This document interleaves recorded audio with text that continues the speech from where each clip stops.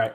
Well, welcome in everybody. Offsetting Penalties podcast number 25. We're ripping out these episodes. Me and Gametime Grech, per usual. This is a Monday tradition. Usually we do these pretty late because Monday Night Football National Championship. There's no more football on Mondays for the foreseeable future, which makes me just devastated to think what I'm going to do with my Monday nights from now on. But Zach, obviously we had two games this weekend. Patriots Seahawks Patriots Seahawks is the Super Bowl matchup. Patriots Broncos Seahawks Rams, two wildly different games, and we get a Super Bowl rematch. We do. And one thing about this is, hey, can the Seahawks get it done and not be on the 1 yard line? Hey, there's no Melvin Butler on one, but there's a Christian Gonzalez. So. Yeah, the Patriots, I talked about it on my preview pod. They have like such a good cornerback trio. And of course, Christian Gonzalez, all pro, got his first interception of the season when it mattered most. We'll talk a little bit about that. If you're here watching at some point, subscribe to the YouTube. I'm a YouTuber now. I feel the need to say this. Follow on Spotify. Follow Zach, Gametime Grech on Instagram. Follow Offsetting Penalties on Instagram. We got a TikTok now. These clips are rolling out, and we appreciate all the love and all the support. And without further ado, Zach, let's get into the first game of the weekend. And it was a game of two halves. In what started out as sunny Denver, the New England Patriots get it done 10-7. The weather before the game, Tracy Wolfson on the sideline saying, "Weather's great, it's sunny, it's cold, and everything." And then you fast forward 2 hours into the game, you're mid-third quarter, and it's an absolute blizzard. These teams were basically playing to punt. It basically became a field position battle, and it came down to the fact that New England scored 3 more points, and there were some missed field goals by Denver. There were some missed opportunities by Denver. It's hard to get anything done in those types of conditions. And New England, their dynasty, they had 20 years, and everyone's like, we don't have to deal with the Patriots for a very long time. Well, guess what? They're back 4 years later in the Super Bowl. Hey, they're back here 4 years later, exactly what you said. And I got a lot of breakdown to talk about these Patriots, man. And I think the one thing about the Patriots, New England's defense came to play against the Denver Broncos. Let's not get it twisted, okay? One thing, I think the difference in this was they held the Broncos to 181 yards in total. And that is something just to say, yes, this is Jarrett Stidham's plan, but I don't care. At the end of the day, it's still you got to go win. Mile High is a hard place to play. But, hey, they made the Broncos go 3-14 on third down. The weather was a huge factor towards the second half of the game. But what biggest thing about the defense that I saw was Christian Gonzalez. He locked down every single person. And he made Jarrett Stidham look absolutely stupid. And I know the weather factors are a big question. Obviously, no quarterback's going to want to see somebody visible. But, hey, New England's defense showed why they're elite. They've been elite all year. So they've silenced the haters on that. Absolutely. I actually, on the preview pod, I talked about what makes New England's defense so good, and it's been sneaky good. I posted a clip of me saying I thought the Patriots were going to win on Instagram. I had a lot of Broncos fans coming from my head because in that clip I was very complimentary of the Patriots defense and not the Broncos defense. If they watched the full pod, they would have seen I was very complimentary of the Broncos defense as well. But what makes New England's defense so good is they've got such a good cornerback trio. You've got Christian Gonzalez, all pro on one side, Carlton Davis on the other, Marcus Jones in the slot, and it just allows Vrabel to be an absolute psycho at the line of scrimmage and put a bunch of guys on the line, and you never know who's coming, you never know who's dropping into coverage. It makes it hell for opposing quarterbacks. You know, you talked about Christian Gonzalez. The one drive Denver had this game was Gonzalez getting picked on. Marvin Mims ran past him. It was a big completion, and it was like, whoa, you're all pros getting beat like that? It didn't happen the rest of the game, right? And that's the sign is, you know, when you're a cornerback in the NFL, you're going to give up plays. But the fact that he came back, got the pick when it mattered most, and really it was just difficult from that one successful drive on for Denver's offense to get it going. Now, you said it, the conditions in this one, that second half, it was not the teams with the ball were trying to get rid of the ball, and it was just, can we pin him back? Can our punter do anything? And honestly, the punts were all going out of bounds because it was so windy. The refs were like blindly just going, here, we'll put it at the 35-yard line. Like it was one of the wildest. I don't think I've ever watched a game in which the weather was that much of a neutralizer to the two teams, and it really became who got enough done before the weather started. And it ended up being New England. And they played, give Vrabel, he's a Belichick guy. He's very much into this situational football, and give him a lot of credit, because when the weather came on and they knew they had the 3-point lead, it was just play, keep away, don't turn the ball over, punt it, and trust in our defense. I think what I want to say off of this, Joe, I think the idea of about Mike Vrabel is he's a player coach. And the biggest thing about Mike Vrabel is that he's going to go to the ends of the earth for his team. No hatred towards Sean Payton, but Mike Vrabel stayed to the player identity, run the ball. Drake May did absolutely crazy with Ramondre Stevenson. And I know you talked about it a little bit, but Ramondre Stevenson played a huge factor in this game, a guy that struggled with fumbles, right? Yeah. But he was called upon.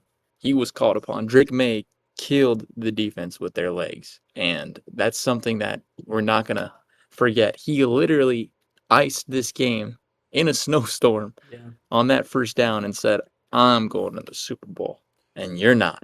And he put the team on his back when he needed it the most. And that shows a quarterback that wants to win, man. For sure. I mean, the legs have always been a thing with Drake May. He's this like tall, like he's got like the pocket passer build that we've seen from Brady and Manning, tall white guy, but he's athletic, man. He really is. He showed it at North Carolina. I've been a big Drake May believer for a long time now, and to see it come to fruition, and really, he did not, his 3 playoff games were not like anything to blow your mind away, right? Like, but he played 3 elite defenses in those games. Weather was a factor in 2 of them, in the Houston game last week and in the Denver game this week. And what really has impressed me about Drake May is, despite the stats not being there, right, he's made the plays when it mattered. Against the Texans, it was not a great game for Drake May. He was getting hit a lot, but he found Kayshon Boutte up the sidelines when it mattered most to ice the game. In this game, that was the run to ice the game was not a QB run that Josh McDaniels called. It was supposed to be a stretch play, and Drake May saw the read, took it himself, and trusted in his athleticism to make the play to ice the game. And I just think that's a testament to, look, I think you can talk all you want about the quarterbacks and statistically what type of games they have. But if you just watch eye test, Drake May in 3 straight playoff games, it's been ugly. But when the plays have needed to be made, he's made them. And I think that's the reason the Patriots won this game. Obviously, the defense was great, but Drake May just making enough plays, not turning the ball over, and doing enough to give the Patriots a Super Bowl berth. He did. And you know what they say about in reality about winning football? You do what matters the most in limited factors. And what I mean by that, kind of sounding like a word vomit, is the idea is when whoever makes the limited amount of stakes is going to win. Whoever's going to go in the inches, yes, you got to be aggressive, but Sean Payton is the reason why the Denver Broncos lost that game. That's crazy to say, but it's not in a way, because Sean Payton, when he could have got the points, when he had the field goals, this was only a 3-point game. If Sean Payton, instead of that 4th and 1 against Jared Stidham, if they take a field goal, and the conditions were not as bad then. Reminder to ourselves. That Yeah. 4th and 1 with Jared Stidham, the conditions were not that bad. So Yep. he takes it, tie ball game. Changes the course of this whole game. Changes the whole course of maybe Drake May doesn't go. Okay? But there's no what if in sports. I'm going to say that. I beat a dead horse. I say it all the time. And I think the idea in this is that Sean Payton felt like he had someone ready to go. Jared Stidham had not played with these receivers all year. Behind the back passes, some questionable throws, a 4th and 1. You're going, and then he threw some balls in double coverage or even over their heads. But in this, like you said, Drake May didn't have to pass for 200 yards. He ran the damn ball. He protected the ball. He didn't fumble. He cleaned up all his turnovers from last week with the Texans, right? Yep. They play the Texans? I forget. Yep. No, they play the Texans, right? Yeah, see, hey, even in my head, I'm getting a Yeah. little foggy, but he protected the ball. For sure. No questions asked. For sure. And, that's been a thing with Drake May is he's been hit a lot this year. The O-line there's been a lot of starters in and out of the lineup. Will Campbell, their high draft pick, hasn't looked great, and partially because he missed a lot of time with injuries. And you got to give Drake May credit. I mean, the Broncos pass rush and the Broncos defense did come to play in this game. New England only scored 10 points. I want to go back to what you said about Sean Payton and the Broncos. I mean, like this is, I agree, right? If they took the three earlier, now it's hard to foresee the weather ending up like it did, but if you took the three earlier, that makes a big difference. There were some times when the snow was starting up, not when it was full blizzard, but when the snow and the wind was starting up, where Sean Payton elected to kick long field goals with Will Lutz, and I just disagreed with those decisions. If you don't want to go for fourth down, that's fine, but when it's a cold weather game, you play field position. It's boring. I know it's not good for TV ratings, but you have to. That's why the Patriots won this game, was because when they had the lead, they just played field position. It would be first down. They would go run Ramondre, run Ramondre, run Ramondre, punt. And they were totally fine doing that because they knew that in this weather, it's going to be so difficult to move the ball. We can just punt it to them and say, here, move the ball. And what ended up happening was the Patriots did that, forced the Broncos to throw the ball, and we saw Jarrett Stidham tried to throw it up the sidelines to Marvin Mims or whoever it was, and Christian Gonzalez picked it off. And you want to say, oh, bad throw, Stidham and all that. No one is throwing a go route in those conditions, right? Of course it ended up that way. And it was not a testament to Jarrett Stidham messing up in that moment. It was a testament to the Patriots forcing the Broncos into pass mode, right? Now, should you be throwing a go route if you're going to throw the ball? No, absolutely not. You try to hit some stuff inside the numbers, short passes, trust in yards after catch. But earlier in that first half, Jarrett Stidham made a mistake. It was a crucial mistake. He said it looked like a forward pass live. It ended up being a backwards pass, and that ended up being the difference because that was the score that the Patriots had in the game. That was their lone touchdown, was off that good field position when Jarrett Stidham threw that backwards pass, almost like shot putting it. And that ended up being the difference in this game. And we could play, you said it, you can't, there's no what ifs in football. We could play the what if Bo Nix was here and this would be different. Maybe it was, but Jarrett Stidham was playing a good game when it was clean weather. They were on script. The first 25 plays Sean Payton had scripted, but once the game got a little wonky, Jarrett Stidham, you saw the backup quarterback nature come out, and that really ended up, that one turnover ended up being the difference in this game, not to mention the second one ended up icing the game. This is what we have to talk about. Okay? Goodbye, Denver. See you. But this is where we're going to put a little history, okay? Yeah. I like the fact that they came to play. I mean, the Broncos kept him in the game. Okay? We'll just say that. We already talked about Peyton. We already talked about these costly mistakes. That run game, I want to talk a little bit about that. That was non-existent. RJ Harvey, you were non-existent. Okay? And yeah, the field goals hurt you, the fumbles hurt you, the interceptions hurt you. But this comes to the point of goodbye, Denver. This comes to this. Okay? I hope you're going to follow what I'm going to put you. But this is a stat profile. Drake May will be the first UNC quarterback to go to the Super Bowl. Drake May is the only New England quarterback to beat the Denver Broncos in Mile High Stadium in the playoffs. Brady's record against Denver, 2-6 in the road. Playoff record, 0-3 in Denver. Overall, 9-9 against Denver in his career. 8-6 in the regular season, 1-3 in the playoffs. These notable losses in Brady. Both of his AFC championship appearances lost in Denver. 2013, 2015. Joe, you want to finish the sentence? What are those years for the Denver Broncos? Those are Super Bowl years. Exactly. Super Bowl years. And the idea here is Drake May put the rest to bed on everything, saying, hey, New England, the Pats are back. The Patriots are back.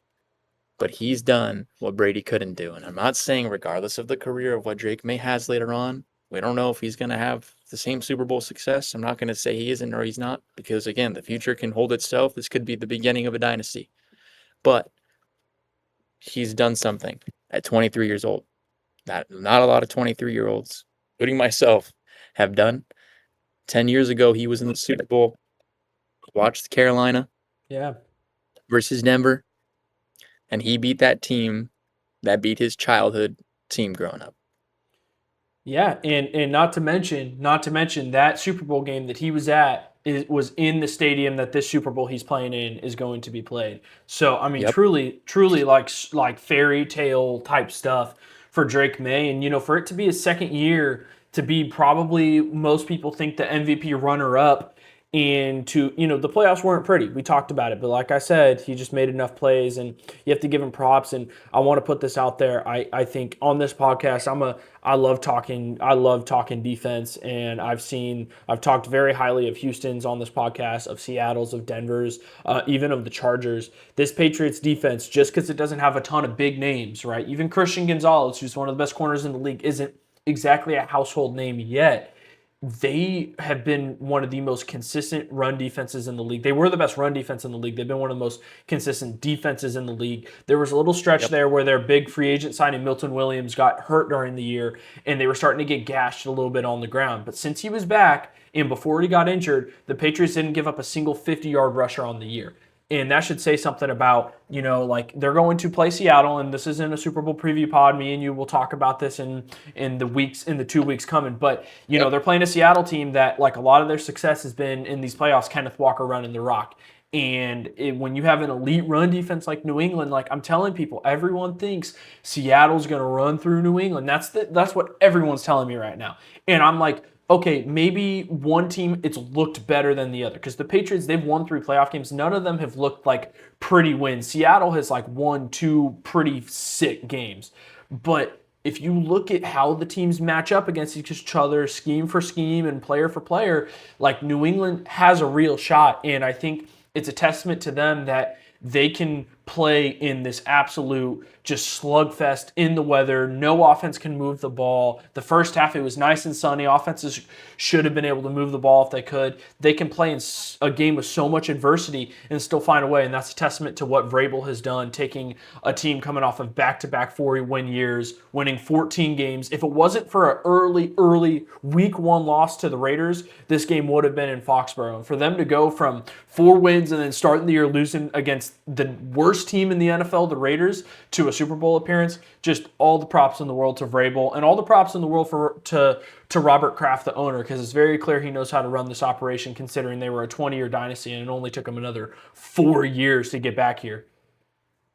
Exactly what you said, Joe, and I couldn't put that much better into words myself. I do want to remind everybody, whoever watches this, 3 people on this live, people on your end, Mike Vrabel was one of the best linebackers for the New England Patriots. Let's not forget that. Yeah. Okay? And there's a record coming up for him. Mike Vrabel can be the first coach and first player to win a Super Bowl for a franchise. Mike Vrabel, again, I talked about player coach, but the idea of his humility, the way he plays, I mean, the man still looks like he can play like in the field of a body and wanted to play in the NFL. And he's right there in the line, freezing cold, not giving up on his team, being excited. And he had them fundamentally sound in all 3 facets of the game. Okay, I know the score wasn't low scoring, high scoring, but it was a bloodbath in those trenches. And it showed in the snow. It showed the ability, the toughness that he's gotten to this team. And he has all the respect in the locker room. And we talk about NFL coaching, a lot of these things that just make a difference for a team. For the NFL, in order to be successful, you need to have a GM that gives you opportunities. You need to have an owner that's bought into the franchise. And most of all, you need a coach that's going to coach you from all 4 quarters of the game and not mess up when time hits itself. Mike Vrabel has been waiting for this chance to get to the game. He wanted Tennessee. He knocked on the door with them a couple times, but he's here in New England, and it's a homecoming for him and his first season as the coach. I mean, that's monumental in itself.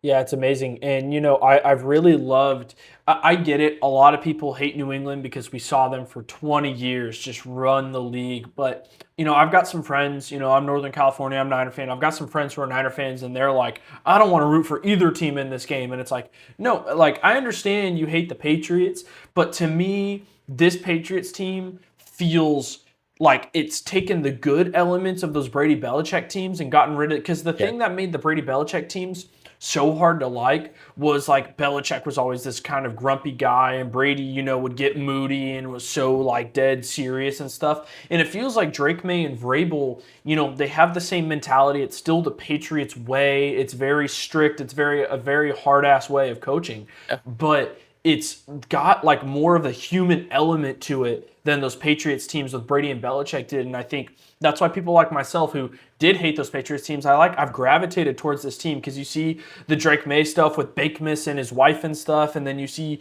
Vrabel and he's on the sidelines headbutting his players and bleeding out the nose and stuff. And it's like, this is like, they're still the Patriots, but it feels more of this like friendly, upbeat, like more human team. And I think that's made them very likable. And I think that's part of the reason they've been able to turn it around so quickly. Doing it the Brady Belichick way, which is very much stern and focused and all that, is difficult when you're early into a rebuild and you've got a lot of young players on the roster. It feels like Vrabel's instilled in these young players, hey, this is the Patriot way, don't F up, but also I'm going to fight for you and I'm going to be there for you and I'm still going to be one of the bros in the locker room. And I think that's really been the difference. I mean, this Patriots defense has been unbelievable, and there are not any household names. There are not any. Christian Gonzalez is an all-pro. Milton Williams was a big free agent signing. But like a lot of these guys on this defense, they've got Jalen Hawkins, a safety. He's been playing out of his mind. He's floated between practice squads. And then he signed with New England on a one-year deal, and he's been their starting safety. I just can't be any more complimentary of what Mike Vrabel has done in this turnaround. And like I said, give a lot of credit to Robert Kraft and the Patriots organization as a whole. Hey, to put this to bed, Joe, because we got a lot to talk about that NFC, this is what I want to say. Sure. Okay, to all these Pats Nation fans, to all these things of doubting, and again, I'm not saying I never liked Drake May or respected the man. Drake May, there was a post recently. Drake May is going to be the first quarterback, and even Sam Darnold now too. Okay, they both haven't won a Super Bowl, but they're going to make it to the Super Bowl before Josh Allen. They're going to make it to the Super Bowl before Lamar Jackson. They're going to make it to the Super Bowl before Dak Prescott. They're going to make it to the Super Bowl before Baker Mayfield. They're going to make it to the Super Bowl before Jaden Daniels. They're going to make it to the Super Bowl before Jared Goff. Yeah. Am I missing anybody else in this thing? Bo Nix. I mean, there's many. Hey, you could go down the list. Yeah, you could go. I mean, making a Super Bowl is not an easy feat at all. And I like that segue. You're talking Sam Darnold. Let's jump into the NFC Championship. By far the more entertaining game. One of the better conference championships I can recall. Though it seems like NFC Championships always bring it. Like I can recall a bunch of them coming down to the wire, and this one was no different. The Seattle Seahawks on home turf in front of the 12th man. I hate the 12th man, but man, they're allowed, and man, they give them an advantage. They win 31-27 against the Rams. You talk Sam Darnold, and that has been the talking point of the Seahawks. Everyone knows how good the defense is. Everyone knows how good some of the weapons are, like JSN and what Kenneth Walker can be, and he's shown he's been. But Sam Darnold was the big thing. And this game was not just the best game of Sam Darnold's playoff career, not just the best game of his Seahawks career. It was the best game of his career. He was letting it rip. He's had an oblique injury. He showed none of it. He was playing with confidence. I couldn't tell you one throw from that game that was turnover worthy by Sam Darnold, and that has been the issue all season in his entire career, is he turns the ball over a lot. And I think Seattle's defense came to play, and they made the plays when needed. Kenneth Walker, awesome. Really gave him some juice early in the game. But this was the Sam Darnold experience. And I know you're a USC guy. You love Sam Darnold, so I'm gonna give you the floor here to talk about Sammy D. Sammy D's been one of the favorite quarterbacks to watch ever since I've been a little kid. He was the quarterback that I grew up watching, and the last quarterback that I saw before going into college was Caleb Williams. But Sam Darnold is every bit deserving of this honor. This man was halfway his foot out the door of the NFL. He was written off so bad. I'm sorry, Geno Smith, you don't get to have that line. That's Sam Darnold. That should be his line. That should be Sam Darnold's line. He was written off by people, called a bust. You went to the New York Jets, good luck. That's your tombstone. He went to the Jets. He went to the Panthers. He went to the Niners as a backup, and then lost his starting job the year before that, to the Panthers. And then he goes to the Vikings, of all places, gets his career revived. But now, Sam Darnold, regardless of Super Bowl anything, he's bought himself 5 years with Seattle to be this franchise guy. If he wins, he is the franchise guy. Sam Darnold will be the first USC quarterback to start in a Super Bowl, and he could be easily be the one to win it. That Sam Darnold that I saw this weekend is the 2015 version of elite, of what he can be. I know we're not going to put him in a conversation of elite quarterback. Fine, leave it. Yeah, But yeah, over here, Dom saying Jared went to the bowl. But I want to say one thing real quick, Joe. he I want to did. say this, and I have all these stats for Sam Darnold. But Sam Darnold, I will remind people about that Rose Bowl game, but I want to hear your version. And you know what? He is from Orange County. He's reviving himself to go to Santa Clara. You know what team he grew up watching? Do you want to take a guess? Go for it. Tell me. No, you take a guess. Take a guess. That he grew up Where do you watching think Sam Darnold? the Niners, That he was probably, a right? lifelong fan. Yeah, Yes. He was yeah, a big time Niners fan. A big time. And yeah. now he'll go to Levi Stadium. Both of these quarterbacks have a big tie to this stadium. Think about that in the Super Bowl. It's Super Bowl 60 shows you history repeats itself in many ways, but it also shows big emotion in sports. Sam Darnold is the biggest story to root for in the NFL right now. I know Drake May is right underneath it. I know people are going to say it's more, but think about it. This man was literally out of the NFL. He was literally going to be an afterthought. He was going to become the new Ryan Leaf of the NFL. Sam Darnold, you are the biggest bust. No, you're not. You're not. You are not. You're far from that. You have led your team to the Super Bowl with an injury, and you beat the crap out of the Rams. And you made it sure known. That wasn't just once, it was twice. Cooper Kupp also has a note in this, but the floor is yours because I'm so excited about this game now. I know you're such a big USC. I can tell, I can see the excitement in your voice even at the Cal State Fullerton Library trying to help the tone. Look, Sam Yeah. Darnold, it was 2 years ago he was in San Francisco and he was the backup, and that kind of revitalized his career a little bit, just having a chance to sit there and learn from Brock Purdy, learn in a Kyle Shanahan system, which is what he's running in Seattle this year, is a Kubiak Shanahan system. And Sam Darnold, look, he's going to go play the Super Bowl in Levi's, which he did. Something people are forgetting, and we'll talk about this more as we get close to the Super Bowl. But, Sam Darnold was on that 49ers Super Bowl team. So, as we know, Super Bowl is its own animal. It's a longer halftime. You get the extra week of preparation. You got to stay the week where you're playing and stuff. Sam Darnold's done that whole experience already. He did it as a backup, but he knows what it's about, so that gives him an advantage going into the Super Bowl that Drake May doesn't have, Mike Vrabel doesn't have. He's never coached in one. And yeah, being a Niner fan, I can't stand the Seahawks, but there's no general manager I would trust more with my team than John Snyder in Seattle right now. The way that they have built this thing, they were winning games with Pete Carroll and Geno Smith. They were the 7th seed in the playoffs with Pete Carroll and Geno Smith. Okay, you get rid of Pete Carroll. He's been your coach for a while. You bring in Mike Macdonald. Okay, well, we don't know much about Mike Macdonald. They won 10 games last year. They didn't make the playoffs, but they won 10 games last year, and they were a very, very good football team, especially down the stretch, especially on the road. And they had Geno Smith, and they said, they had Ryan Grubb as their OC. They said, we know what this team is capable of. And they won 10 games and still decided to go get another quarterback, go get another offensive coordinator. And those are the risky moves that organizations have to make to win Super Bowls. And they made it. And not only did they make it, not only did Sam Darnold end up being such an upgrade over Geno Smith, Kubiak ended up being such an upgrade over Ryan Grubb as the offensive coordinator. But then the front office, they brought in DeMarcus Lawrence. They drafted Nick Eamon-Worry. They extended Leonard Williams. They brought in Cooper Kupp, who hasn't been phenomenal, but you can see how evident he's been in Jackson Smith and Jigba's growth as a wide receiver.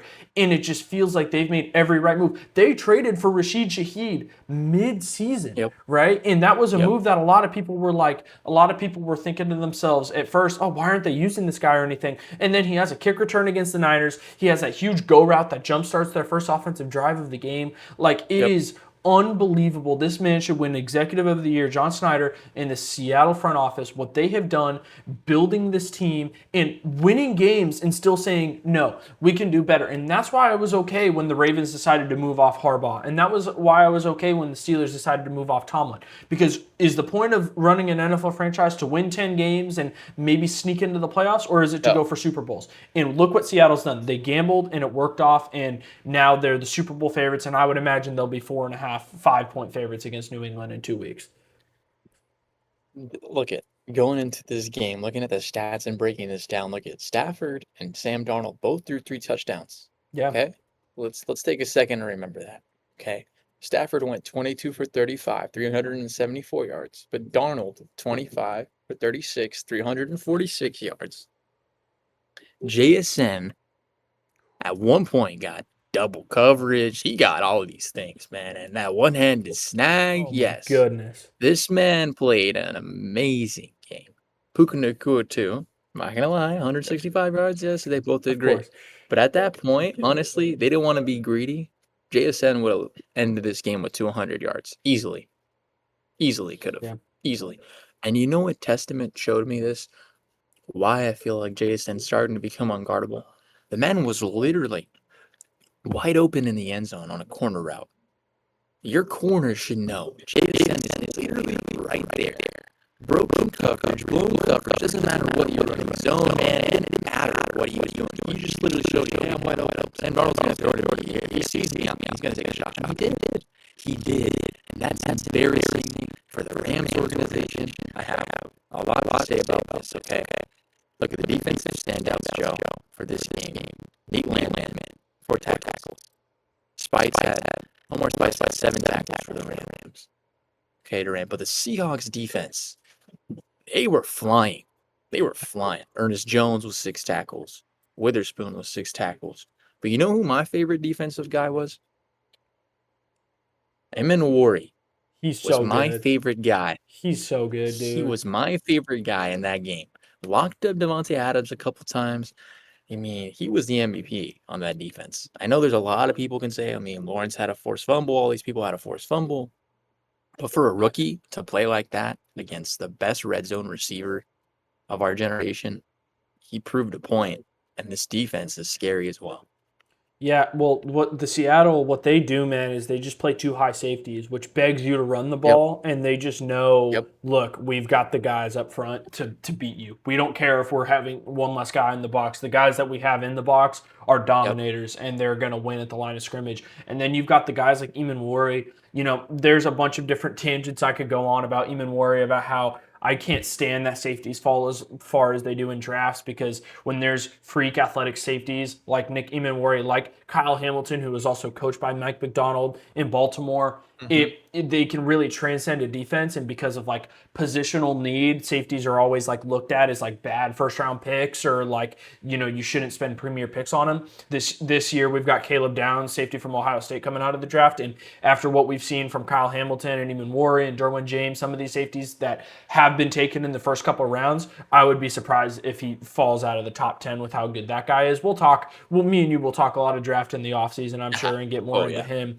But Seattle, they've done such a good job. You've got the vets up front like Leonard Williams and DeMarcus Lawrence. You've got the young guys like Devin Witherspoon, like Emmanuel. Josh Jobe is a really solid player that doesn't really get talked about enough. Ernest Jones, the captain of that defense, was a former Ram. The Rams shipped him away to the Titans for pennies on the dollar. It doesn't end up working in Tennessee, and then he gets brought in midway last year to be the captain of the Seattle defense, and he's been phenomenal. I just, I don't like Seattle, but I just cannot be any more impressed by the operation from owner to GM to head coach to every single player on the roster. And let's be real, if it wasn't for Tariq Woolen kind of being an idiot and taunting the sideline and then getting torched the very next play, this game might not be as close as it was. So just unbelievably impressed by the Seattle operation. And, this was something that, people thought Seattle would be good. They won 10 games last year, but I heard everyone in the offseason going, I was one of them. I was like, Geno Smith to Sam Darnold feels like a lateral move at best, right? Especially after what we saw Sam Darnold do in the wild card round. And now if anyone watched Geno Smith football with the Raiders, you turned the game off. You didn't watch much of it because it was so bad this year. And Sam Darnold, it's been shaky, but had the best game of his career. The Seattle roster is just constructed beautifully with the right amount of veteran presence and the right amount of young guys who can really transcend the defense, transcend the offense. And I want to lastly talk about that touchdown to JSN in the corner of the end zone. He was wide open. You can never lose track of JSN. The play calling by Kubiak, by Clint Kubiak in that point, that wasn't a corner route from JSN in the slot. That was from the backfield. That was a scissors route from the backfield that he scored on, which is You're right. You're right. Psychotic play calling to be in the red zone, throw your star wide receiver in the backfield, run him on a scissors route, and get him open against a zone look. Wild. I think a couple teams haven't hired head coaches because they're waiting on Clint Kubiak to finish this run with the Seahawks to hire him. I think 100%. I think there's an argument for him being assistant coach of the year, which of course is an award at the NFL honors now. He's done an unbelievable job with this offense, and yeah, man, they're if you're a New England team, you're happy you're back in the Super Bowl, but like you're horrified looking at this roster and this team lining up across from the red, white, and blue in Boston. I will not do this podcast justice if I don't talk about these 2 points. Yeah. And these 2 points are major. Okay, JSN, like that. Celebrate it. Give me balloons. I don't care. Give me balloons. Give me balloons. I don't care. JSN is okay. That's not a point. This is a tangent. But JSN, I'm looking at it on the live right now. I'm laughing that there's some balloons in there because they're celebrating Seahawks. But JSN is literally top 3 receiver in this NFL, and he ain't number 3. He might not even be number 2. And this is crazy me saying 1, but he might be right now on this season. What he's done, he is literally vital. That Seahawks offense. But this is what I'm gonna say. Okay, this is what I'm gonna say. Why I talked about Sam Darnold in the beginning, why I'm going to finish it with Cooper Kupp too. So let's sprinkle this with Cooper Kupp first, and then I'll finish with Sammy D. Okay. Cooper Kupp was written off by the Rams. Literally, the post just came earlier today. Cooper Kupp wasn't going to get paid the veteran minimum. They didn't even want to pay him that much. They said he was injury prone, all these things. The Rams torched his relationship with this man, didn't even give him anything. Months going by, trying to see if he was going to resign. Forced him, said that, hey, we want you to retire, man. You should retire. You're done. He chose. Still has a good relationship with McVay. Still has a good relationship with Matthew Stafford. Yep. Puka. He goes, yes, Puka, of course. But he chose to go home. He chose to go back home to Seattle to show and prove why, as a veteran, that he can still at least be a decent contributor. He's not going to be the same guy he is, but he's back in the Super Bowl. And he made the biggest stand. And he did a class act, too. He could have just been like, F you, Rams. F all these. He knocked his former team off. And now he will go get to play in California, coming back to a place he really knows pretty well. And he's played in that stadium. He's had pretty damn good games in that stadium. I'm sorry, Joe. I'm being honest. There's some good games he's played against the Niners in those games. But I want to hear your point of view on that. And then I will end this with Sammy D and then let you wrap it up, man. Yeah, so Cooper Kupp, I think, he hasn't looked like old Cooper Kupp, and we saw this at the end of his Rams tenure. He's not the route runner he once was. He doesn't have the separation skills that he once did, but he's a reliable target. He's sure-handed, and I said it, I think people are overlooking how key his presence has probably been towards Jackson Smith and Jigba's development. I think what made this game so unbelievable is on both sides of the ball, Rams, Seattle, 2 dominators. Puka and JSN are wide receiver 1, wide receiver 2, in whatever order. Those should be the 2 guys for Offensive Player of the Year. Those 2 guys, throw Christian McCaffrey in there. Yep. And I think that it was like I was watching that game yesterday, and I don't like either of these teams, but I'm just like, man, it's just like this is just top quality football. Now, I do want to talk a little Rams before I give it to you, wrap up with Sam Darnold and everything. The Rams, this has been an issue with the Shanahan/McVay tree forever, is they overlook special teams. They just have.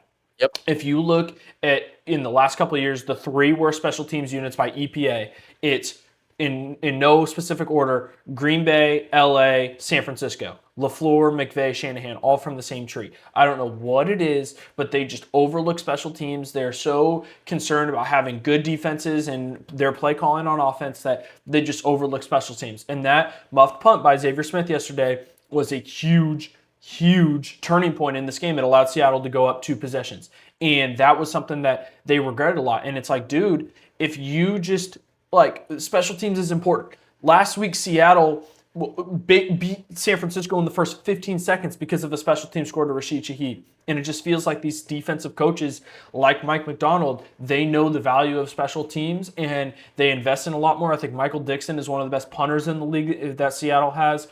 Jason Myers has been unbelievably reliable for them. And then they went out and traded serious assets for half a season of Rashid Shaheed. He's probably gone in free agency, not because of the receiving skills. They haven't really integrated him into the offense all that much because of what they knew he could do on special teams. And we saw it last week, and we saw the fear. The Rams on kickoffs were not trying to let him get full heads of steam on his kick returns. So really, special teams is something everyone overlooks until the kicker misses a kick or whatever. But McVay's disregard for it cost the Rams in this one, in a game that their defense wasn't perfect, but did make enough plays. The 31 points was a large product of, that punt return really put them in a bad position. And then the offense, which was great. No offense this year had any success against Seattle except McVay's Rams. And they did it in back-to-back games in Seattle. Stafford had great games. Puka had great games. And Devontae Adams had a really solid game yesterday. And it's just, to me, that game was decided by that punt return, whatever, that fumble. And honestly, if it wasn't for the Woolen, like I said, the Woolen taunting and then getting torched the next play, we're probably talking about this game is more closer to 31-21 or 37-27, not 31-27. So just with the Rams, unbelievable season. It's hard to win 3 games in a row on the road. Incredibly difficult no matter who you play. Coming off of that emotional overtime game against Chicago, you got to fly back to LA and get ready for a game against Seattle, who had an extra day rest on you. That's always going to be a tall task. They played a great game, but it ended up being special teams and little details like the holding call towards the end of the game that cost the Rams. And ultimately, to me, Seattle looked like the more well-coached team. And that's crazy because most people regard Sean McVay as the best head coach in the league. But to me, watching that game, it felt like the coaching edge, not just head coach, but also coordinators as well. It felt like it went to Seattle. I felt like the effort from Clint Kubiak and Mike McDonald was a better coaching effort than it was from Sean McVay and Chris Shula on the Rams defensive end. On his second day of being 40 years old, Sean McVay kind of showed greediness. And at the end of the day, he could have had points on the table to kick some field goals as well. There's ideas of 4th and 1. Matthew Stafford even said, hey, we took some ideals even in his post-game conference. He did a lot. Puka was even blaming himself that I could have done more. There was players on my drops. I'm like, Puka, no, bro. It's not you, okay? Far from you, buddy. The idea here is this. It might be crazy. I know Dom's on the live. He already got mad at me about Jared Goff saying that these 2 quarterbacks went before him. You're right. I'm sorry. You're right, Dom. I'm sorry. But you know what? Jared Goff didn't show anything in that Rams year. I'm talking about this Jared Goff. And he's irrelevant. So the idea off of this, Dom, sorry that you're mad, but I'm going to say this. Sean McVay sold him that game. Okay? Sean McVay sold him in a lot of ways in that game. And the way off of this was greedy by your special teams, like you said. Xavier Smith has not fumbled punt return all year. And on the biggest stage, he did. He fumbled what? He fumbled 2. He muffed the one earlier, too. My bad. Yeah. 1, 2. You're right. 1 or 2. I forgot. I was working 2, but you know what? I'm glad you hear that. I'm correct. I'm just putting that out there. Yeah. No, I need you. I need you to say that. And you know what? Does he get himself a contract next year? Maybe, maybe not. And at the end of the day, people are going to remember what you do on that day. But on his second day being 40 years old, Sean McVay probably coached, shortened, probably one of the biggest not chokes, but one of the biggest faulty games that I've seen by him. Okay? Off of a lot of things. Okay? Coaches should know the facets of the game: offense, defense, special teams. And more times, like you said, it's been always about special teams of the Rams. Their kicker, they've had to replace their kicker. They've had to do all these things. They've had to replace their special teams coordinator. At the end of the day, Sean McVay, you got to sit down and think. You went to the NFC championship game this year. Last year, they were there as well. Heartbreaking loss. There is many times that happens where they get faulty. You're not going to have your quarterback for much longer. You're not going to have the same team next year. You got to figure it out. But you know what? Put it to bed. I'm sorry, Rams fans. You agree with that statement. Even Dom says he agreed with that statement. I'm glad you did, because at the end of the day, Seattle came to play. He gave them their credit. They lost. But I want to end it on my note, okay? And I'm giving it to you, okay? Sam Darnold, I have to end it right here. I talked about this clutch performance. I talked about what he did. Sam Darnold in that USC game against Penn State, he's the only USC quarterback that's won him a major bowl game. I'm not going to count Miller Moss because that holiday performance doesn't count, okay? I love you, Miller Moss, but that 7 touchdown don't count on a holiday bowl. He's the last one that's won the major bowl game. Yes, not Caleb Williams, okay? He has the Rose Bowl. And against Saquon Barkley, who had an amazing game that year. I have the stats right here. Saquon Barkley ran 25 carries, 194 yards, 2 touchdowns in that game. Okay, when he still is legit, but Sam Darnold threw for 453 yards that game, 5 touchdowns in that game, and he willed his team to win. And Penn State was ranked higher than them. I think they were 5th, if I'm not mistaken. Okay, Deontay Burnett was in that game with USC. I know I don't want to ramble, but I'm telling you, I'm going to show you my ball knowledge because I bleed Cardinal and gold. And he was the biggest, baddest USC quarterback that really showed his. Yeah, Deontay Burnett had 164 yards that game. Juju Smith-Schuster had 133 yards, and Burnett had 3 touchdowns. But this is relevancy, whatever. Okay, Penn State was ranked 5th. Sam Darnold and USC was ranked 9th. 52-49, booked the Rose Bowl. Sam Darnold had an amazing performance, and that's what I feel that we're starting to see. People have forgotten about Sam Darnold. They're not going to forget it. And if he plays the way he played this week, maybe even one more touchdown and more, he's getting the Lombardi Trophy, and he's going to be remembered. And Seattle will etch him. He will never have to buy a drink in his life again. Okay, and he will match. Who else are we forgetting? Russell Wilson with a Super Bowl win, Aaron Rodgers with a Super Bowl win, Drew Brees with a Super Bowl win. Okay, Drake May can do the same exact thing. I'm not going to be unbiased or biased, but be honest, I'm rooting for Sam Darnold because he got written off so bad, so bad. Yeah, yeah, you're right. And honestly, to wrap this up, Sam Darnold made one more play than Matthew Stafford did yesterday. 4th down in the red zone. Matthew Stafford, the Seahawks walked up like 7 guys to the line, dropped everyone back. It was basically a 2 or 3 man rush. Stafford had all the time in the world.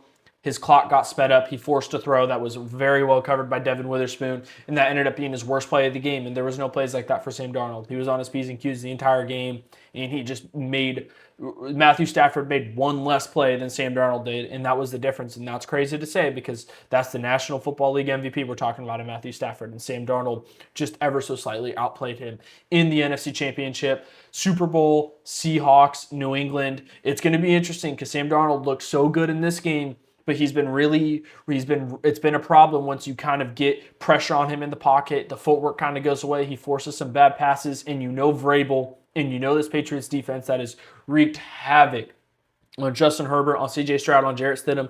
They're going to come in 2 weeks with a game plan to really try and rattle Sam Darnold, but the Rams tried to in this game, and he was unfazed. So unbelievable effort by Seattle. We get a Super Bowl rematch about a little over 10 years later between the Patriots and the Seahawks, and I can't wait to talk about it, and me and you will be there to talk about it and recap it. And it's it's a fresh matchup. Even though we had it 10 years ago, I was tired of seeing the Chiefs in the Super Bowl. I was tired of seeing the Rams, and I'm sure people, not me, but I'm sure other people were tired of seeing the Niners in the Super Bowl, Philly in the Super Bowl. It was time for a fresh matchup, and that's what we got. So that's in 2 weeks. In the meantime, some stuff, Offsetting Penalties will still be going. We'll be talking about UFC 325s this week, among other things. NFL Award Show, I'll give you guys my picks for MVP, Offensive Player of the Year, all of those things.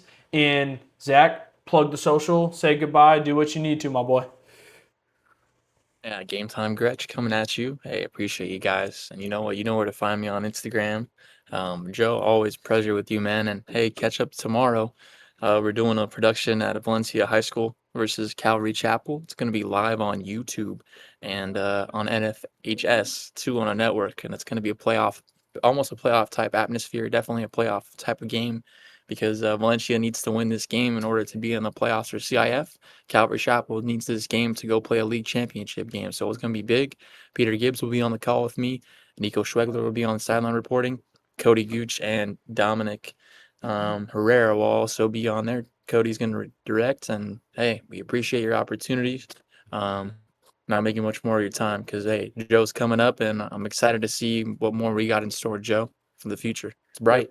There we go. Yeah, go please go support Zach in that game big time. Support high school sports, people. It's an important thing in the community. Yep. We should all be supporting high school sports and college sports. You were saying this whole time you're bleeding maroon and whatever USC's colors are, but you're in the Cal State Fullerton Library. You should be bleeding navy blue and orange, my friend. But that's for Always, a different. always. Yeah. That's for a different time. For all my people, please subscribe to the YouTube. Follow Offsetting Penalties on Instagram and TikTok. Follow Gametime Grech on Instagram as well. We'll be back UFC 325 this week, NFL content as we wrap up the season. It's always depressing this time of year. No more football to look forward to with your weeks, but of course, NFL offseason, the NFL never rests. There's always crazy stuff going on in the offseason, and of course, this is a UFC podcast as well, and we're hitting peak UFC season as well. So I appreciate everyone being here. Like I say every time, if you're here till the end of the pod, you're an absolute psycho, but I love you, and we'll catch you guys later. Yep.